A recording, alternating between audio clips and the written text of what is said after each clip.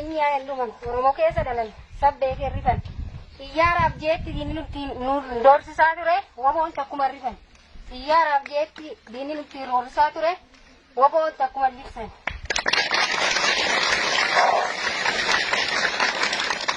woboon maka keenya salphaatti hin dhufne irratti wareegamne keenyaan arganne kaayoo kanaaf jibbamne malee jibbamtooti hin dhalanne yoo arraba maqaan kee ishee bahe nyaati kee immoo cakkee dhahe kaayoo kanaaf jecha waan nu mudate argin hunduma agarre kaayoo kanaaf jecha dhalaaf dhalchi dhabne dhalachuu hin oolle dhalanne akka namaa jiraachuu osoo barbaannu rakkoo kanaan mudanne waan hedduutti irra nu mudate kan yoomillee hin daganne jaallan hedduu irra dhabne ka deebine ijaan agarre uummanni Oromoo kamiyyuu akka kaayoo kanaan hin daldalle uummanni Oromoo kamiyyuu akka kaayoo kanaan hin daldalle. Wanti jaalladhi kan karaan kalmaan ni kenna. Beela dheebuu fi jilbiifan. Gantuuf dura laanu. Gumaa goota kennaan ni baamna. Gumaa barataa kennaan ni baamna.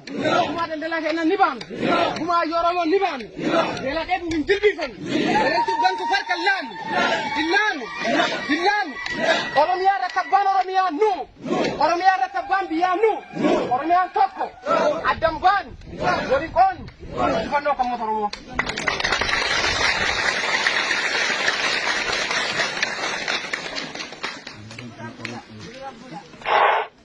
Wabaa waraan bilisummaa Oromoo saba ofii akka bu'ee kan geggeessalmi kaayyoon nu qarsoomneef eenyuufillee kan hin qabne mamiif shakki uummata keessa baanee uummatumaan jiraanna qabsoorra wareegamnus akkanatti hin lakkinu dhalootaaf dabarsine laanna hidheessi barana kucarraa kullee ololtuu gantuuna qilleensa mukuraastullee qabsoota kan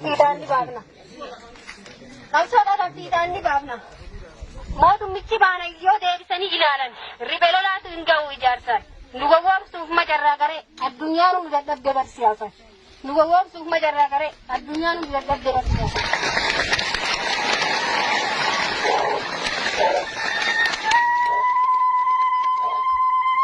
Beekumsi gaa qabnee barnoota bilchaalaan keenya maastarii digirii diplooma kanaan beekamne kan dhuunfaa keenya nu fayyaddiifne uummata bal'aaf jechuuf keenya miidhamne uffata bareedaa hin beeknu jijjiiranne.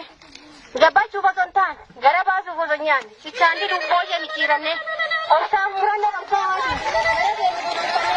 Oromiyaa dhuunfachuuf qophii dhumurree jirra waan marayyuu guutanne Oromiyaa dhuunfachuuf qophii dhumurree jirra waan marayyuu guutanne.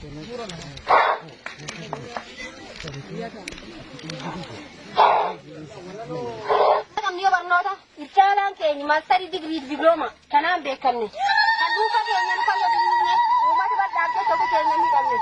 Uffata bareedaa hin beeknu jijjiiranne gabachuuf osoo hin taane gara baasuuf osoo nyaanne sichaandi dubboo ishee micciiranne obsaan murannoo qabsaa'aatiin gara keenya guduunfanne Oromiyaa dhuunfachuuf qophii dhumurree jirra waan marayyuu guutanne Oromiyaa dhuunfachuuf qophii dhumurree jirra waan marayyuu guutanne.